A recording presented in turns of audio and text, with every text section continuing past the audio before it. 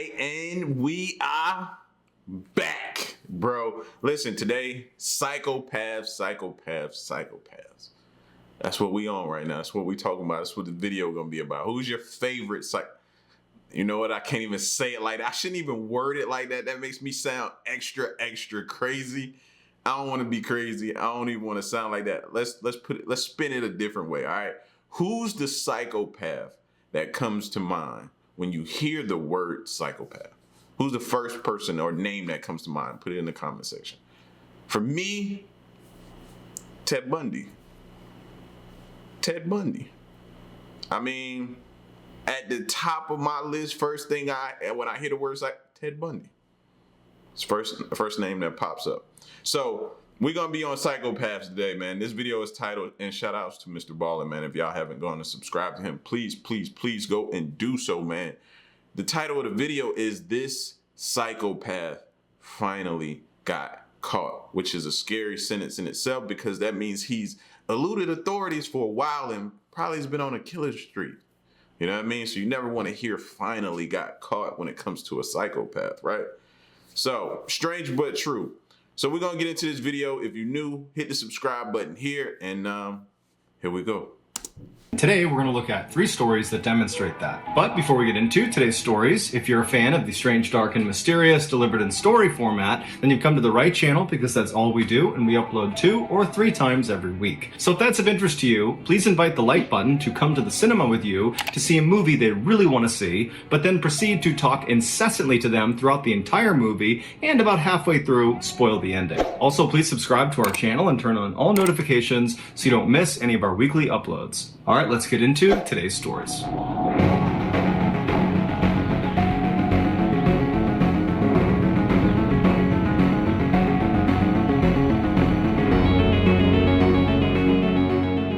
In October of 2014, a 35-year-old woman, who we'll call Olivia, met her husband for lunch at a restaurant in Western New York. The couple had not originally planned to stay at this restaurant for very long, but one thing led to another. They were having a nice time, and before long, it was 6 p.m., and they had been there for 6 hours. And over those 6 hours, both of them had had a lot to eat, lots of bread and pasta and cakes and all sorts of stuff, and they had had some alcohol, but not very much. Olivia had been careful to only have 4 drinks over those 6 hours because she wanted to be able to drive. And her husband similarly limited his drinking so he'd be safe to drive. And so after they got the check and they paid for their meal, they both hopped in their respective cars and they began driving home. As Olivia was making her way home, she unfortunately got a flat tire, and so she pulled off to the side of the road and she called roadside assistance. As she was waiting for help to show up, another motorist happened to drive by and they misunderstood what was happening. They saw Olivia standing outside of her car with the tire popped off,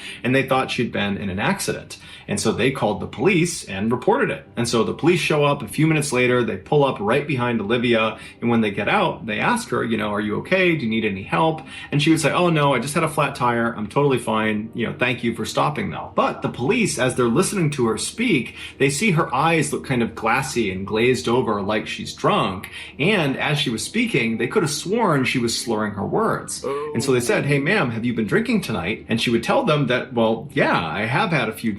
That's never good right there. Those situations, you'd be like, huh? He'd be like, ma'am or sir, did you have something huh? Dead giveaways.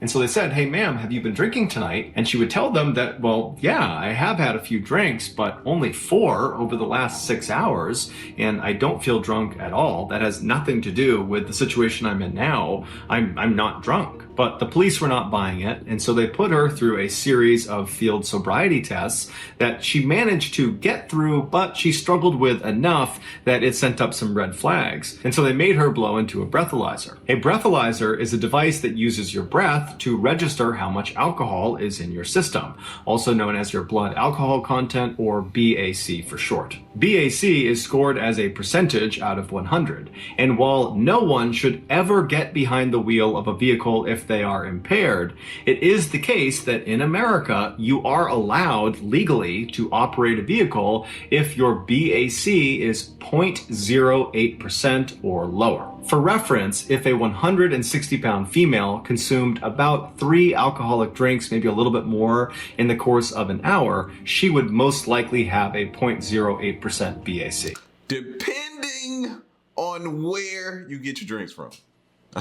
Because if I go, let's say I go to maybe Applebee's and I'm just speaking from my experience. If I go to maybe an Applebee's or maybe a Longhorn or maybe an Outback or something like that, they drinks, the bartenders around there might not. It depends on the bartender too. So you may catch, not so. But when I go to places like, we got a place called Seven Tequilas, it's a Mexican restaurant, right? If I go there, it seems like they put like a splash of whatever to go with the alcohol they pour.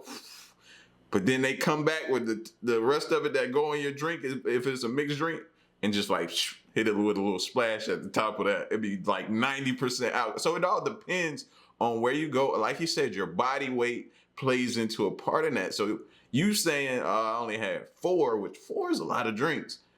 I'm good. I wouldn't make that judgment call. But anyway, back to the story. In the course of an hour, she would most likely have a 0.08% BAC. If that same 160-pound female were to consume, let's say, 8 alcoholic drinks over the course of an hour, she would definitely not be allowed to legally operate a vehicle because she would be very, very drunk. Her BAC would have spiked to 0.2%, which would put her in the range where she would most likely have alcohol poisoning and eventually she would most likely lose consciousness. If this same 160-pound female were to consume 13 alcoholic drinks over the course of an hour, her BAC would jump all the way up to 0.4%, where she's not just drunk and unable to operate a vehicle. At that level, you're talking about potentially dying from consuming that much alcohol. When Olivia blew into the... Some people have felt like that before. You had one of them drunk nights, man, where you like, oh my God. Oh, if you never... I promise I'll never do this again. Y'all know how it is. This breathalyzer, she fully expected that she would be below the 0.08% legal limit because after all, she'd only had 4 alcoholic drinks over a 6-hour period, and so that would put her well below that legal limit.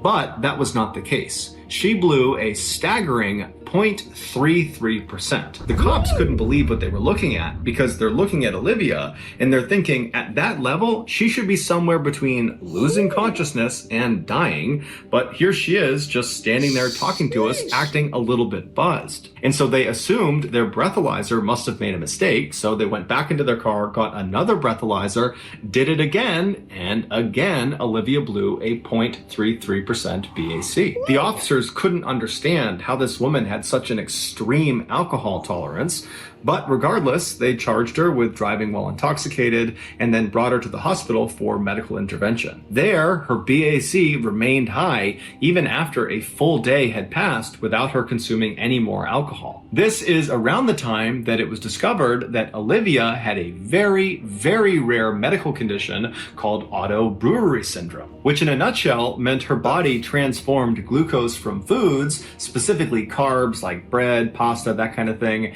into alcohol. Olivia, who was totally unaware of this condition, had developed this wicked alcohol tolerance because she was basically drunk all the time. Not because she was a heavy drinker, but because she ate carbs. This condition, if left untreated, can do the same damage alcoholism and binge drinking can do to the body. The only way you can treat it is by drastically changing your diet. When Olivia's condition was discovered and made public, the charges against her were dropped, and she would go on to just stop eating carbs altogether. Holy. Now, what this got to do with a psychopath, I don't know, but that was a crazy story. It's something to find out about yourself in that situation. Now, I know she was glad because the charges got dropped after she was diagnosed with that, but now that you know this, you got to make a huge life change. But man, I know they was like, yo, she could drink anybody under the table when she blew that 0.33. It was like, good gosh, Man, where have you been all my life? Sheesh. In 1887, 35-year-old Robert Ledru was a very talented detective working in Paris, France. He was so talented that periodically he would get called upon by other police departments around the country to help them solve their most difficult cases. And so that year, there was this coastal town in northern France that had this string of sailors that went missing, and nobody had the slightest idea what had happened to them. And so naturally, Robert was called in to investigate. The night Robert arrived in this town, it was very late and Robert was tired, so he went straight to his hotel and he went to bed. The following morning, he got up and he went straight to the local police department to meet the local officers that he would be working with on this investigation. But when he got there, he was told that the missing sailors case had been lowered in priority because during the night, a murder had been committed down on their beach. And so that was now their main focus. And so they apologized to Robert and said, I'm sorry you came all this way for nothing.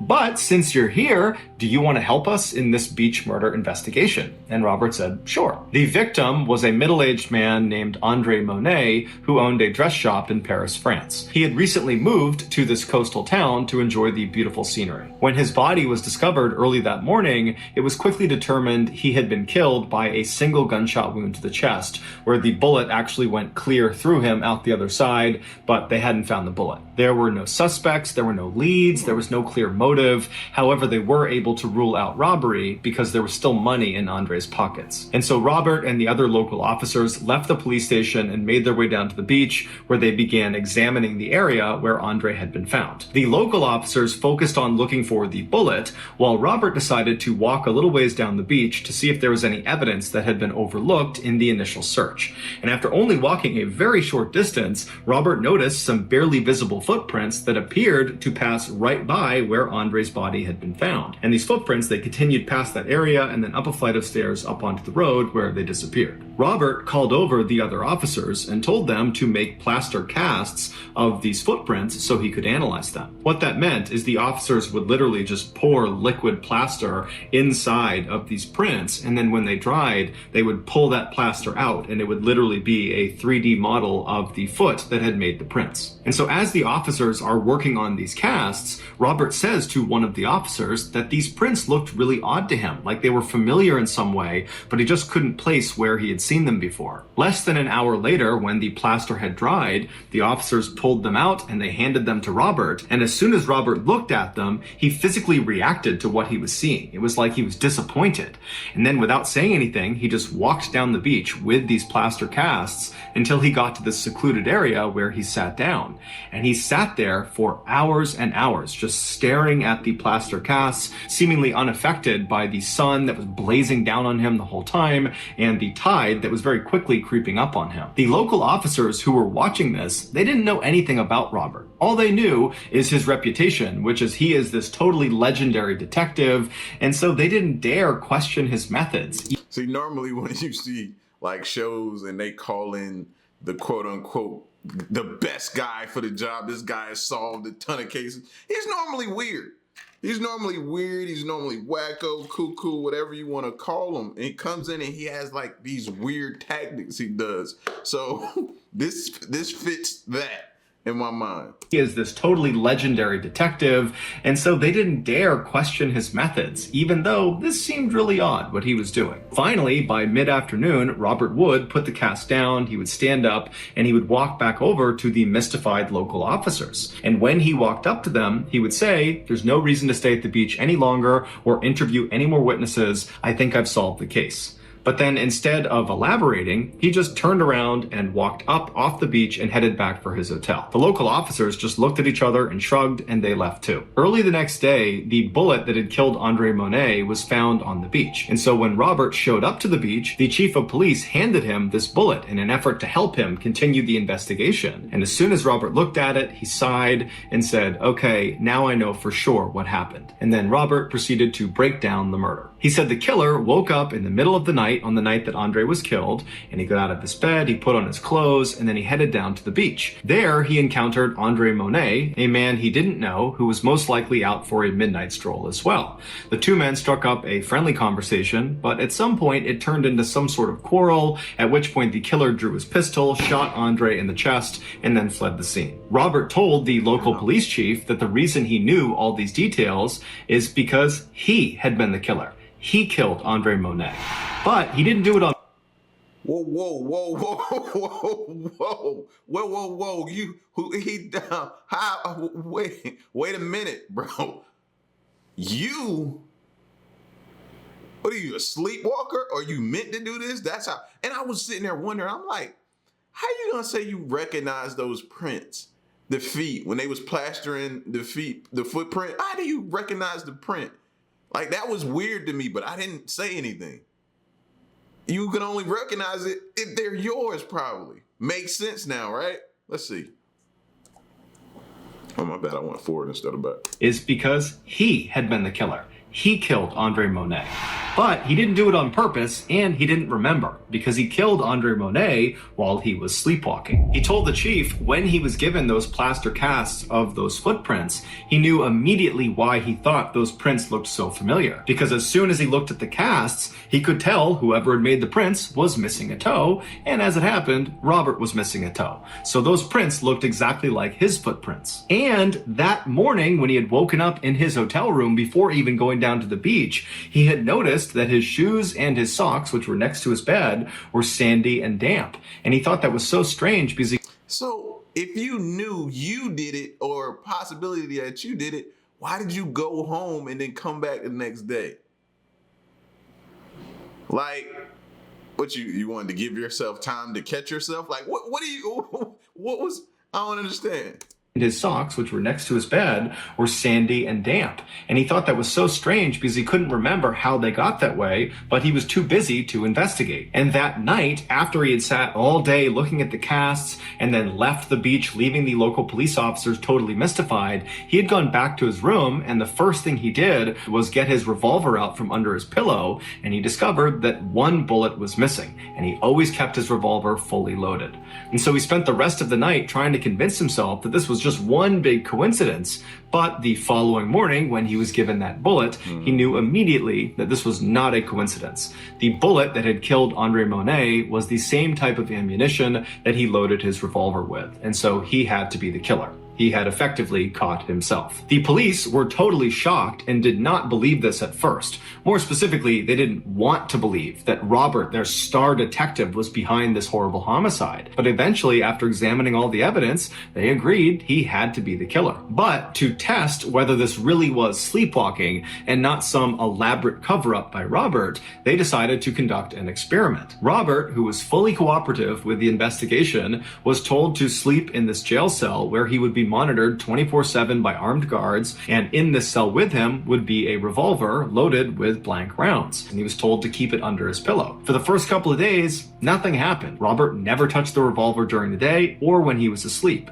But about a week into this experiment, Robert suddenly woke up in the middle of the night in this trance-like state. He reached under his pillow, pulled out the revolver, and began firing at the guards right outside of the cell. And so this convinced the police that Robert had been telling the truth about what happened to Andre Monet. He really had killed him while he was sleepwalking. So, what does that help? It's still a guy dead. You murdered him. You're still gonna have to go to jail for that. I mean, I would think, I don't know, that's a tough situation, bro. I would still think you still go to jail. It's murder. Somebody's got to be responsible for that murder. You did it. I know it wasn't not knowingly. And then how do you test for that? You know what I mean? Who's to say he wasn't faking? And wow, maybe he's this great detective because he's been the killer all along, and he's just been slowly catching himself. Like, I don't know, like what? How do you? This is insane, fam. truth about what happened to Andre Monet. He really had killed him while he was sleepwalking. A decision was made not to prosecute Robert for the murder. Instead, they decided to basically exile him for everybody's protection. And so from then until 1937, when Robert died, he was forced to live alone on this secluded farm outside of Paris, where the only visitors he ever got were doctors who would only show up during the day and with armed bodyguards. Wow. Wow. So he was not charged, released, all of that type of stuff, man, and just banished to go live somewhere alone. I don't even think he need to be alone. That's one of the craziest stories I think I've ever heard, bro. On December 18th, 1956, a brand new game show called To Tell the Truth aired on a major American television network. The premise of the show was relatively simple. 4 celebrity judges would be presented with 3 people called contestants who all claimed to be the same person. And this person who they claimed to be was always remarkable in some way. They had some incredible talent or some crazy job, or they had accomplished something extraordinary. One of these 3 contestants was the real person they were claiming to be. The other 2 people were doing their best to pretend to be that person. And it was the job of the celebrity judges to try to figure out who was telling the truth. So for a set amount of time on the show, the celebrity judges would ask the contestants questions about their background and try to figure out, who was who. And then at the end of the time, the celebrities would cast a vote about who they thought was the real remarkable person. After the votes were tallied up, the host would have the real remarkable person stand up to reveal themselves, and the entire audience would go crazy, and that was the show. And the show became quite popular. So popular, in fact, that today, nearly 70 years later, it's still on the air. And over this show's very long history, virtually all the episodes are pretty similar. It's a pretty redundant show. But there is one episode that will forever go down as the most unique. In October of 1972, 3 contestants walked out onto the stage in front of the 4 celebrity judges, and they all introduced themselves as Ed Edwards. Then the host of the show read aloud the biography of the real Ed Edwards, and he would say that Ed at one point was on the FBI's list of the top 10 most wanted criminals in America for crimes like armed robbery and impersonating a federal officer. And then after he was finally caught by law enforcement and went to prison, a prison guard helped him turn his life around, and then upon release from prison 14 years later, Ed remained this reformed criminal and became a successful author and motivational speaker who specialized in telling people how to identify con men and criminals and how to protect themselves from these people. After the real Ed Edwards biography was read aloud, the 3 contestants sat down and the celebrity judges began asking them questions about their past, and then after the time was up, the celebrities cast their votes, and then the real Ed Edwards was revealed. And even though 2 of the 4 celebrity judges had correctly identified the right Ed Edwards, the crowd was totally astonished at who this guy actually was, because he did not look like this ex-convict. He looked like this kind of all-American middle-aged father who was totally harmless and wouldn't hurt a fly. But either Look like some of y'all next door neighbors, don't he? Look like he could pass for one of y'all neighbors. Now when you walk outside today to walk the dog or get the mail or FedEx package, you look at your neighbor and you like, think about this.